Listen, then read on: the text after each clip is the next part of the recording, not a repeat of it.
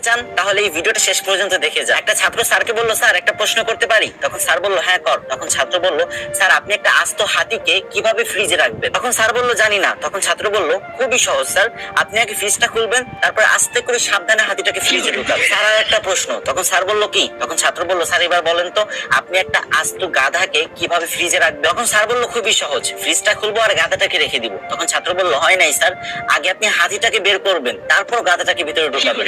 তখন স্যার বলল, আচ্ছা। তখন ছাত্র বলল, স্যার আর একটা প্রশ্ন, বনের সমস্ত পশু পাখি সিংহ মামার জন্মদিনের অনুষ্ঠানে অংশগ্রহণ করতে পারবে, কিন্তু একজন ছাড়া, সেটা? তখন স্যার একটু ভেবেচিন্তে বলল, মনে হয় বাঘ, কারণ সিংহ আর বাঘ একজন একজনকে দেখতে পারে না। তখন ছাত্র বলল, হয় নাই স্যার, গাধা, কারণ সে তো এখনো ফ্রিজের ভিতরে। তখন স্যার রেগে গিয়ে বলল, আমার সাথে মজা করিস তাই না? তখন ছাত্র বলল, না স্যার মজা করি না তো, আর একটা শেষ প্রশ্ন প্লিজ স্যার। তখন স্যার বলল, ওকে। তখন ছাত্র স্যারকে আবারও প্রশ্ন করলো, স্যার আপনাকে অসংখ্য একটা কুমির ভর্তি নদী পার হতে হবে, কিন্তু কিভাবে? তখন স্যার বলল,